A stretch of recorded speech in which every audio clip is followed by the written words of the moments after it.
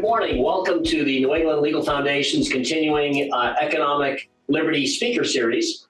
Today, we're really excited to have writer and columnist Ira Stoll with us. Ira is a columnist for the New York Sun newspaper. He's written in Reason. He's written in other publications as well. And currently is the editor of futureofcapitalism.com, futureofcapitalism.com, which is a blog that I would commend for your reading and consideration.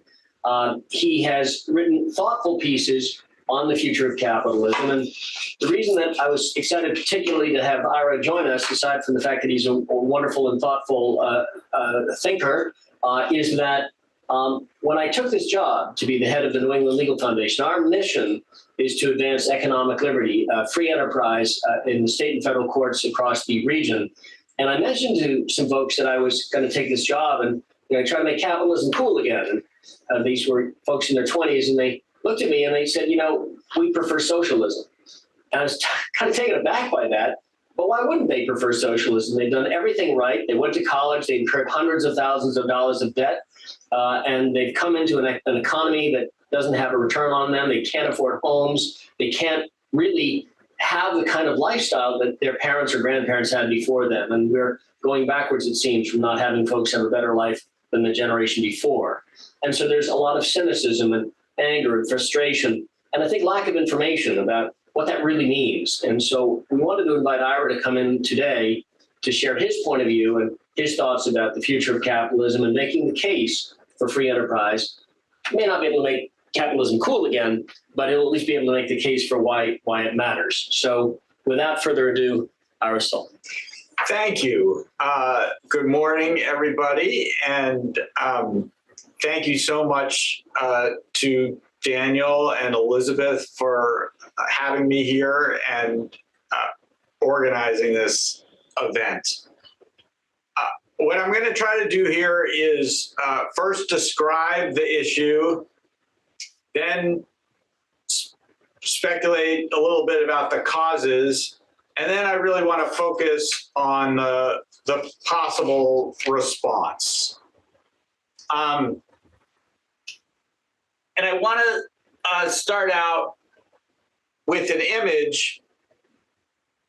This is the Korean Peninsula at night with a photo taken from the International Space Station in the year 2014. And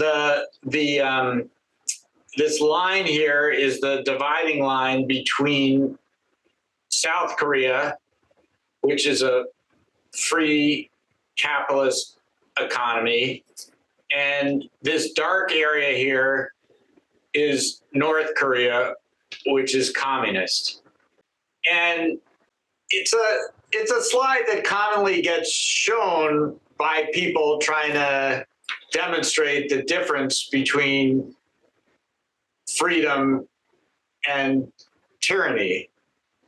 And the most common response that people get when they see this, people of my generation at least, is like, well, freedom's obviously much better. The people in South Korea have light and they're doing stuff, and they're having a good time. They're driving around, they're reading or watching TV, and the people in North Korea are kind of stuck in darkness. And it's a very concrete demonstration of the difference between the two systems. And then sort of on the upper left quadrant, you've got China, which is a whole nother story, which we could get into later. But for now, let's just focus on Korea. And I looked at this slide and I realized there's another possible interpretation of it. I've got a teenager who's a climate change activist. And, you could look at this slide and look at North Korea and say, hey, look at how well they're doing. They're not using a lot of energy. They're not contributing to fossil fuel usage. And so I think the difference between those two possible ways of looking at this slide exposes a little bit the challenge that we're seeing now in talking about free enterprise, particularly to people in the younger generation, which is that stuff that seemed obvious to us is less obvious, or maybe even opposite, at least on the surface, to people who don't see growth or economic activity as an obvious good thing. And when you dig into the public opinion data, you see that's really borne out. This is Gallup polling data. And the dark green line is a positive view of capitalism. The light green line is a positive view of socialism. And, you know, I want to be careful not to conflate socialism and communism like they have in North Korea. That's a distinction worth keeping in mind. But, and you know, if you ask about free enterprise instead of capitalism, you get better numbers. But this is how Gallup asked it, and has asked it for quite some time. And the trend lines are fairly, first of all, there's a dramatic difference between younger people and older people. And there's also, for the younger people, there's a trend of less positive attitudes towards capitalism over the time shown. And if that were just one polling organization, you might say, well, it's just one polling organization. But we see similar numbers from Pew as we see from Gallup. And this is so small, but these Pew numbers have a breakdown not just for age, but also for education level, for income level. There's a race and ethnicity breakdown. There's a sex or gender breakdown. And here too, probably the most dramatic difference is the age difference. And you can see sort of in the middle, 65 plus, positive towards capitalism is 73%, which is the highest of any subgroup there.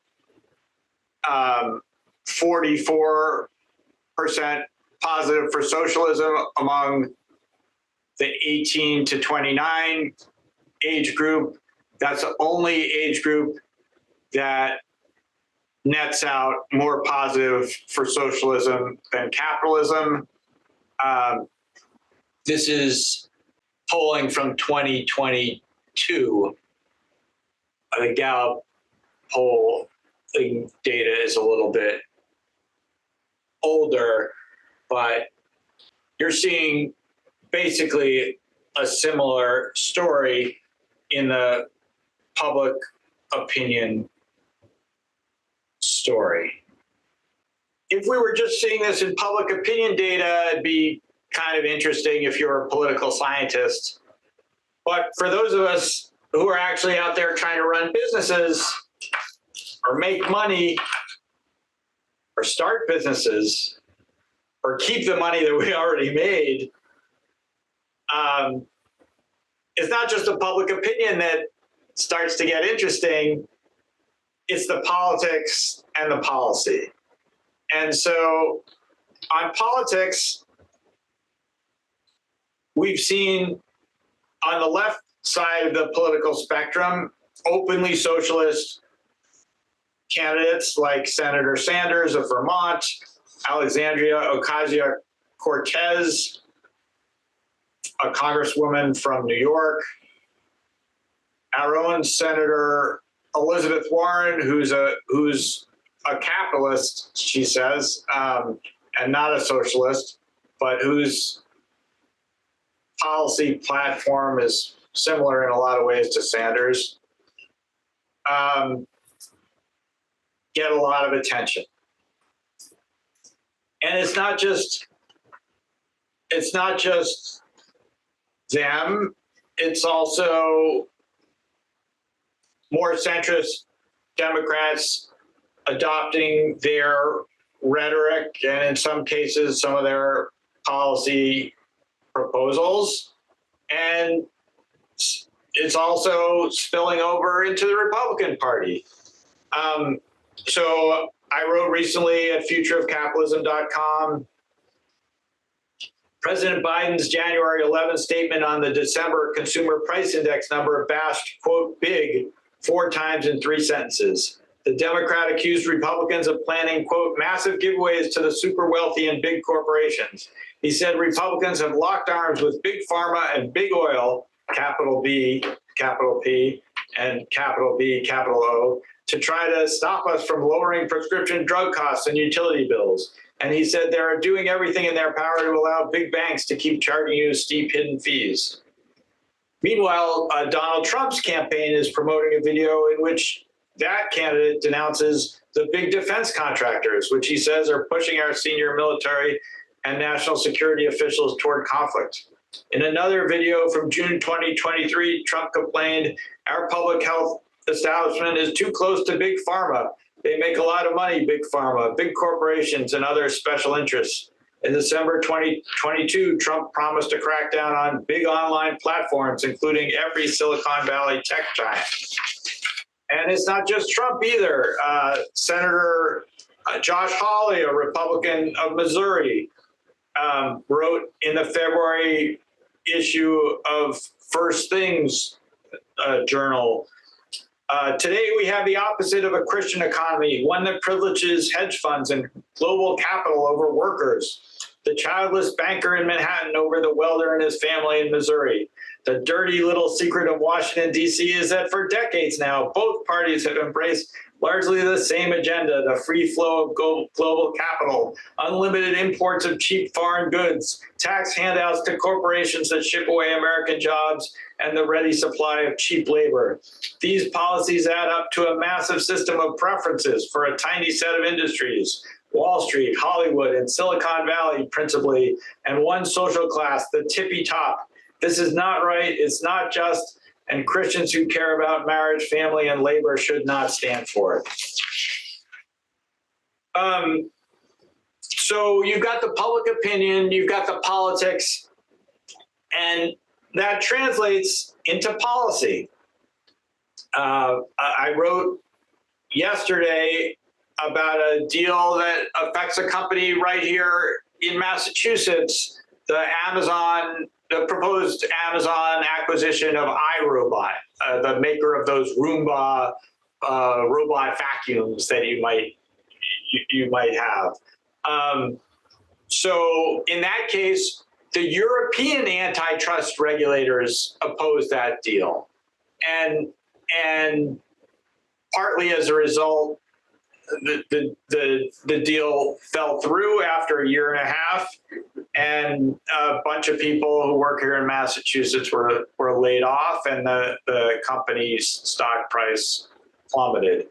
So if you're an American company, Amazon, trying to buy another American company, iRobot, you got to deal with European antitrust regulators, and you know, we've all seen this. It's not just the out of the country regulators, California has its own regulatory regime, and you can go try to buy something in a store here in Massachusetts, and you see it's got some California warning about a potentially cancer-causing chemical on it. If you're buying a car, you may have to deal with special California emissions standards. Even if these politicians like Sanders or Alexandria Ocasio-Cortez or Senator Hawley may not have a full supermajority in Congress yet, and they haven't been elected president, the bureaucracy, whether it's in California or Europe, has a way of imposing some of these policies even without an election. And the fear is that if these public opinion numbers, if what happens is that young cohort gets older, it sort of moves through like a snake swallowing a rabbit or something, and that bulge of socialists starts to become a majority as the older people die off, then you could reach a tipping point at which these policies and politics and public opinion merge to create a hostile climate for free enterprise in America. So, having described the problem, let me move on a little bit to try to discuss how this happened. Why are we seeing these things? What are some of the potential causes? And until now, I've tried to stick really to a description of the facts. Now I'm going to move into the realm of a little bit more speculative, talking about things that are plausible, but are harder to prove exactly. And so let me list 7 possible causes for these trends. The first is that young cohort does not remember the Soviet Union. The defining fact for me, for a lot of my childhood, was the existence of the Soviet Union. We lived in a Cold War world, and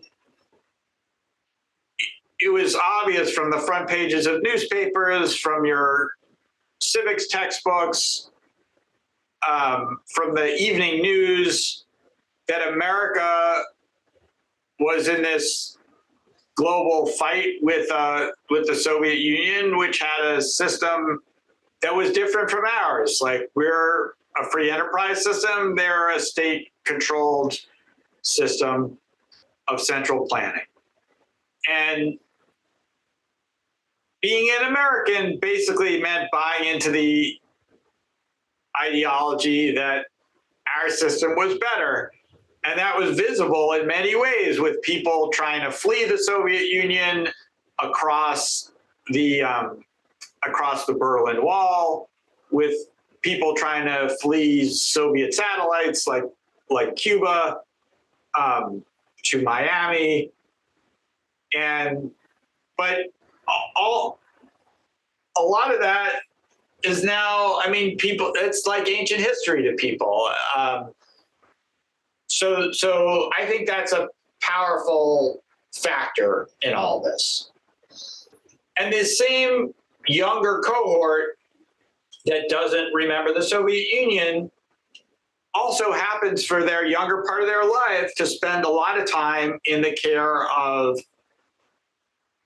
government institutions, in the care of unionized public employees, or in the care of nonprofits rather than for-profits. So if you're a 22-year-old,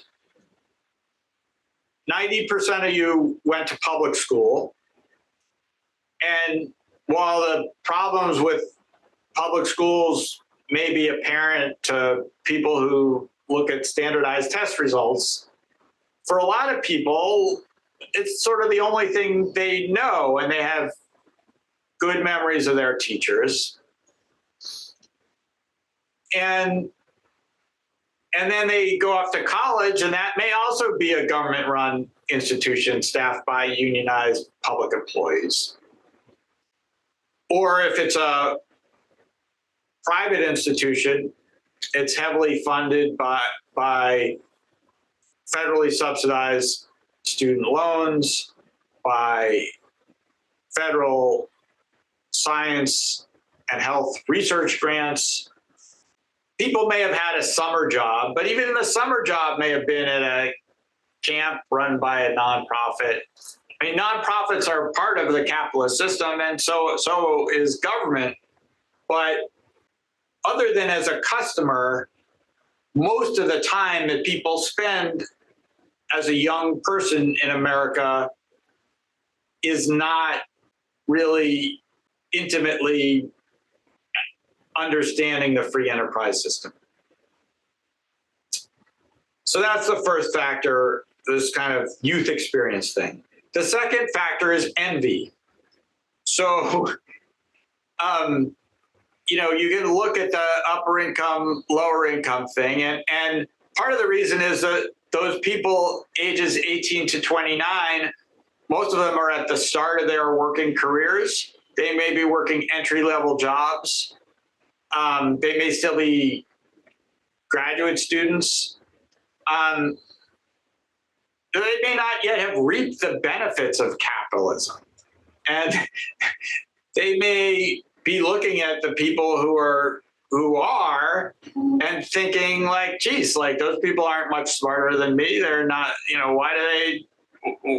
Envy is like a powerful human emotion, and the opportunity that socialism offers to kind of even things out, the critique of free enterprise that it creates a lot of inequality,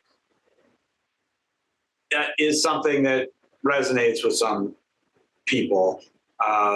Bernie Sanders says every billionaire is a policy failure, and some people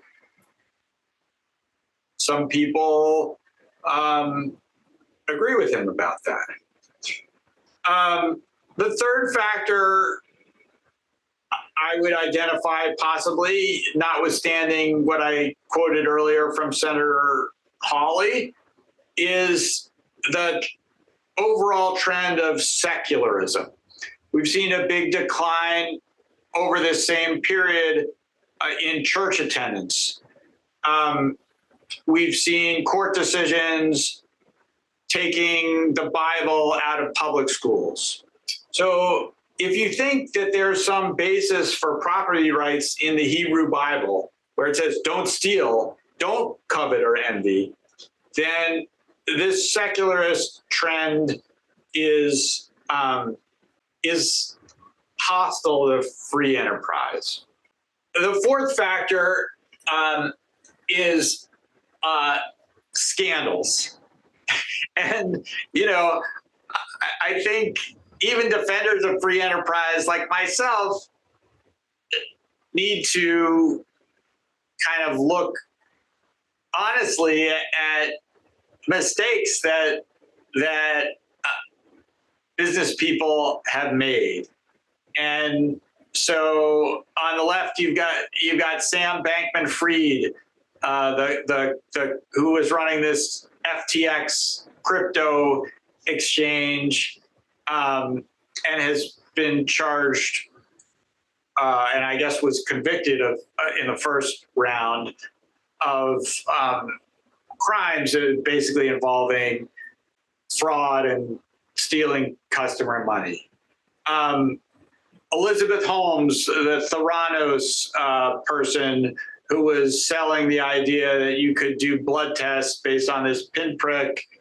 And, you know, she also was convicted of crime. Enron, which had similar fraud issues. So when you look at sort of the face of free enterprise, it's disillusioning. Now, not every failure in capitalism is a scandal. Failure is part of capitalism, and that's, you know, part of the system of risk and creative destruction, as it's called.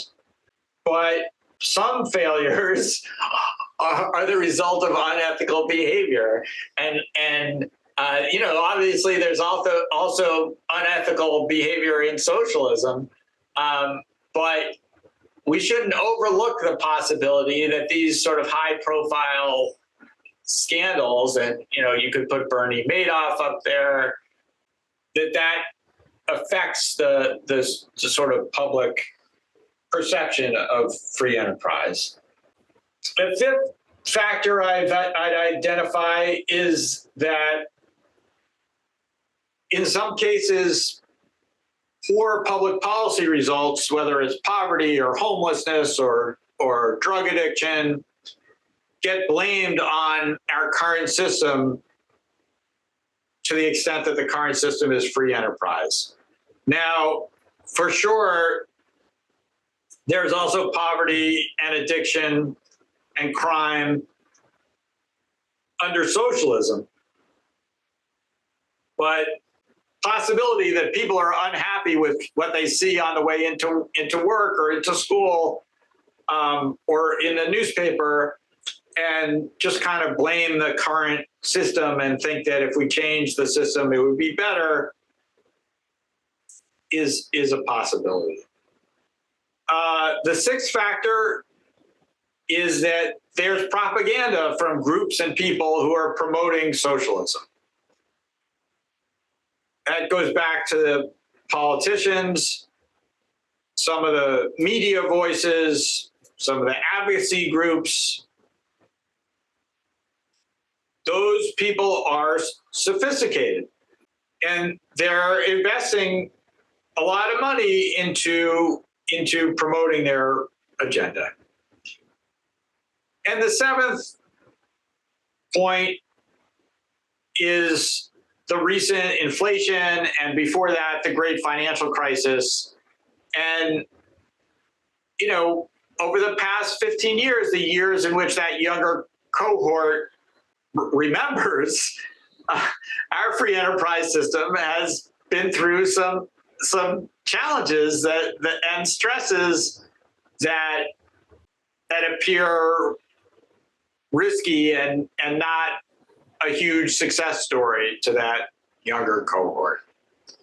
So I guess that's a long way of saying that these socialism, capitalism answers, the young people answering these polls this way, and the politicians going out there critiquing their critiques, I don't agree with them. I think their policy prescriptions are wrong, but they're not totally coming out of thin air. Like the story they're telling has threads of fact embedded in it, and you can see why people might fall for that narrative.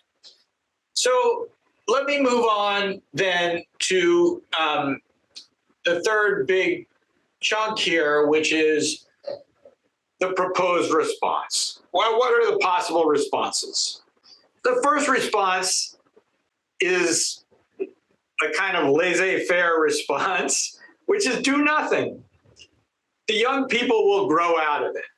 If you look at these demographic trend numbers, the older group, which is now big advocates of capitalism, are baby boomers who in the 60s and early 70s were, you know, dropping out and smoking pot and flower children and protesting against the Vietnam War.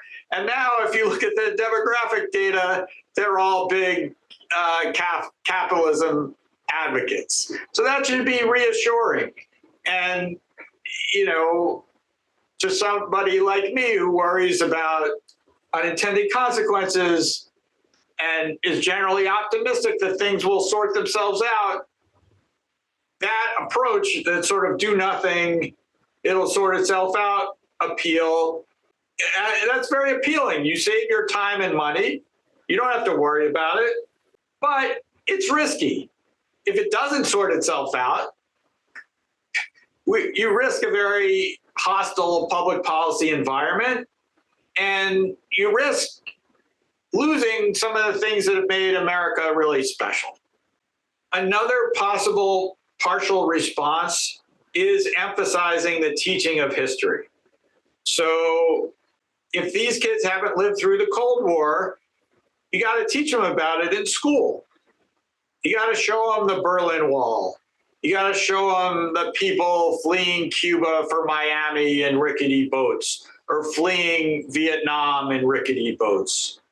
You got to teach them about the Boston Tea Party. I wrote a book about Samuel Adams and was recently involved. I spoke for the 250th anniversary of the Boston Tea Party at one of the events. That was a protest against taxation without representation.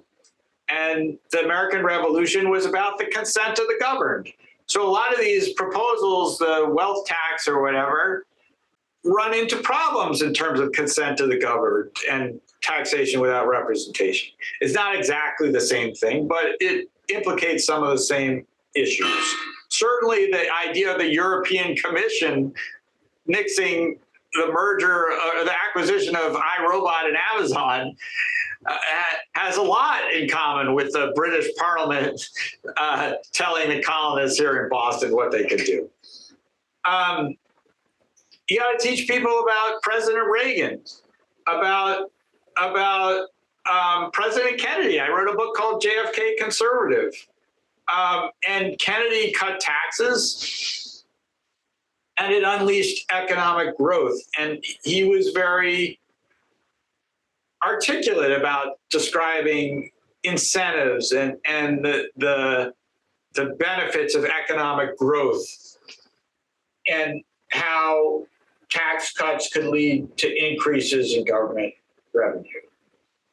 And you got to teach people not only history, but also economics and the idea of trade-offs and how people respond to incentives.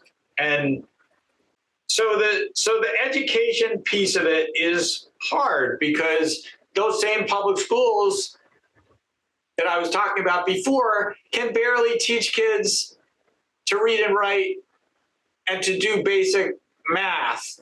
So to ask them to teach history and economics might be unrealistic.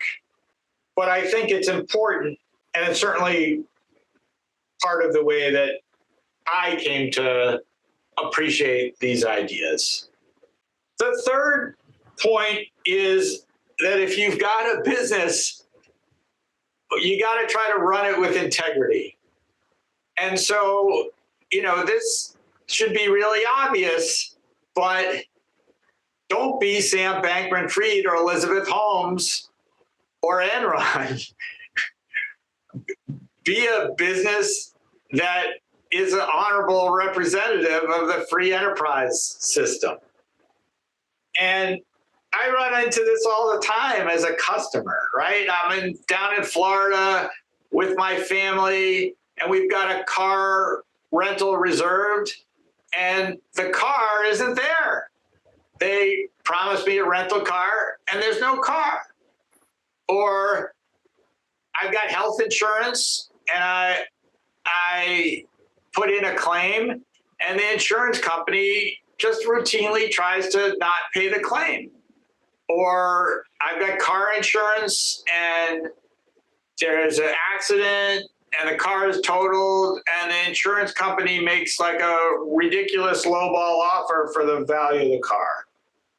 So that stuff erodes people's confidence in the free enterprise system. So all of us need to run our businesses in ways that treat customers with respect, that think about long-term relationships and voluntary mutual exchange of value rather than ripping off customers for short-term gain. The fourth possible response is to invest in people and institutions that share your values. So this is not do nothing. This is help preserve the system that's making us prosperous. And there I include this group, the New England Legal Foundation, which is doing terrific stuff. I include my own little company, Future of Capitalism, which you should go to futureofcapitalism.com and sign up for the email. There's no shortage of groups out there and organizations and people who are trying to make the case for free enterprise. And for those of us who care about this stuff, they deserve our support. The fifth point is be informed. You can't be a good advocate for free enterprise if you don't know the facts. And that's hard because the press, the media, which is a whole nother story, a lot of times is biased against free enterprise. The workers who put out the news are in an industry that is not growing for the most part, is one of the few places that's unionized, and is in an industry that is not really creative, for the most part, like a creative growing part of the economy, but is either sort of a family-owned, it's not, if you're a reporter at one of these places, it's easy to get alienated. So you gotta work hard to find out the truth, and that's part of what I'm trying to do at futureofcapitalism.com. The sixth point is to fight back against bad policy. And, you know, there's concrete instances all around. I have a friend who went to law school. He says he learned a lot about law, but the two laws he didn't hear a lot about were the law of supply and demand and the law of unintended consequences. And, you know, you see it all around. The policies that are counterproductive, whether it's rent control, these interference with mergers. There's a practical utilitarian case that these policies hurt innovation and growth. And it's easier to compare in Europe, which is a higher tax, bigger government environment. The growth rates in Europe are lower than they are in the United States, which is a relatively freer economic system. All these proposed policies that the left or the right is pushing to restrict economic freedom come with trade-offs. There might bring more equality, but there's a cost in terms of innovation, in terms of growth. People respond to incentives. Central planning is ineffective because knowledge is widely distributed. In addition to this utilitarian case, there's a moral case, the case about property rights, about economic freedom. That could be a libertarian case, a case about self-ownership, or a religious case about God-given rights. And there's empirical data to show this stuff that tells the story of exit voice and loyalty, whether it's the price of a U-Haul going one way from Massachusetts to Florida or from California to Texas, or in the opposite direction, which, you know, the different prices tell the story about supply and demand, or the census data about which states have populations that are rising and which states that have populations that are sinking, that census data then plays out in congressional redistricting and then political power. And then I'm wrapping up here. I got two more points on the response. One is to fight back on facts and interpretations. A lot of the complaints or alleged failings about capitalism are either government failings or individual failings. So when people see poverty and blame it on capitalism, the truth is we've had a welfare system that incentivizes poverty. We have public schools that aren't working to educate people with the skills they need to earn a living. So a lot of times when people make a complaint about people can't afford housing, part of the problem is we've got zoning and environmental regulations that make it very expensive and very hard to build new housing. So fight back on that ground. And the final thing is to tell your personal story and engage with youth. So in my case, my grandfather came to America as a teenager from Minsk in what was then the Soviet Union. He didn't have a college education. He ran a store. He ran small delis in New York City.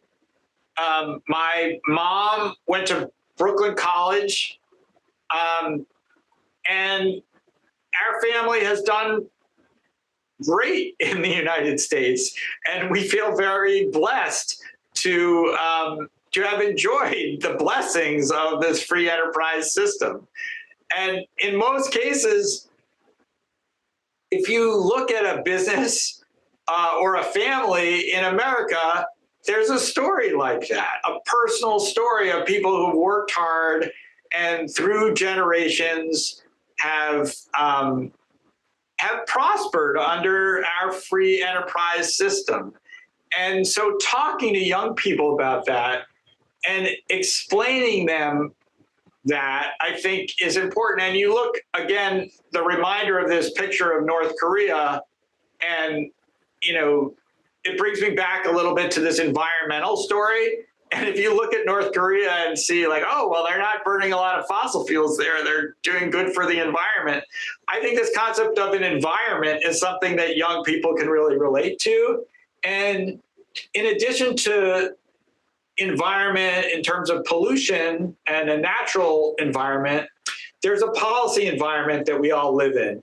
And what we want to try to do is create a policy environment together that defends and expands freedom and prosperity and opportunity and growth. And that's great for human flourishing.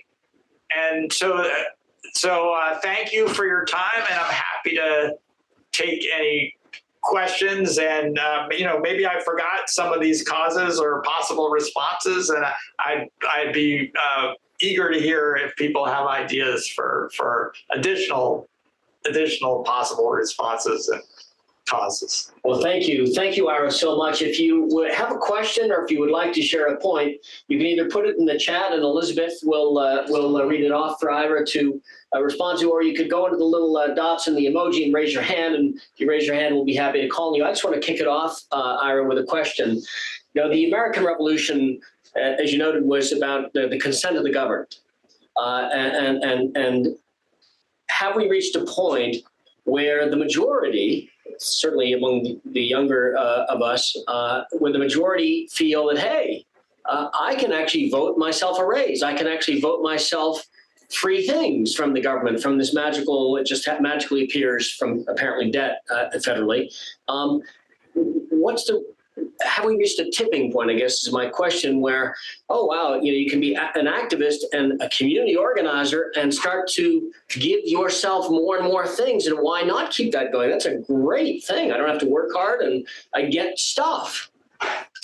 Right. Well, I think we're definitely seeing that at the state and local government level with the public employee unions. I worked for a while at Education Next, which is an education policy journal based at the Harvard Kennedy School. And one of the things we covered closely was school board elections.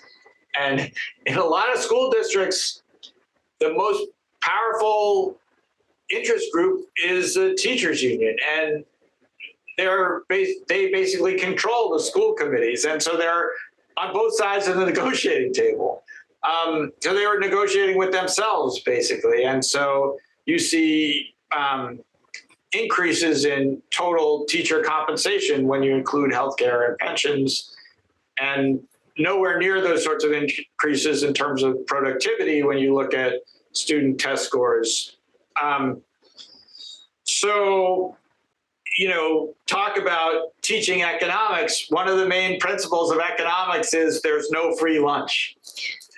We have a close thing to a free lunch here in America because the dollar is the world's reserve currency, and the modern monetary theory people coming out of some of these state universities were basically saying that, that the federal government should take advantage of that and just print free money. And we saw some of that during COVID with the pandemic money. I mean, I was getting all kinds of free stuff from the government in terms of COVID relief. And some of those programs are still going on. But we saw it translated eventually into inflation. In a way, I hope that the inflation experience is a little bit of a sobering experience for some of this younger generation. If you can tie that convincingly to the spending binge, then it demonstrates a little bit that there is no free lunch, because once you pump that amount of money into people's pockets, like all of a sudden used cars are super expensive and rents are skyrocketing. So that's my kind of optimistic take on your question. I do want to thank Ira Stoll for joining us here today. We have 2 additional events that we're cooking, so keep an eye on our website. It's newenglandlegal.org. In late February, we'll be having a speaker on the future of progress. What is progress and how do we sustain it in the United States? And then in April, we'll be talking about the soul of civility, the civility for lawyers, by a Soul of Civility author, Alexander O. Hudson, will be joining us as well. And that will be a live event in the evening in April, also on our website. So stay tuned for more information about that. And I want to thank our speaker here today, Ira Stoll. Thank you for your thoughtful commentary and experiences, and for the sky view of North Korea. Thanks so much. And thank you all for joining us here today. That will wrap up today's presentation. Thank you.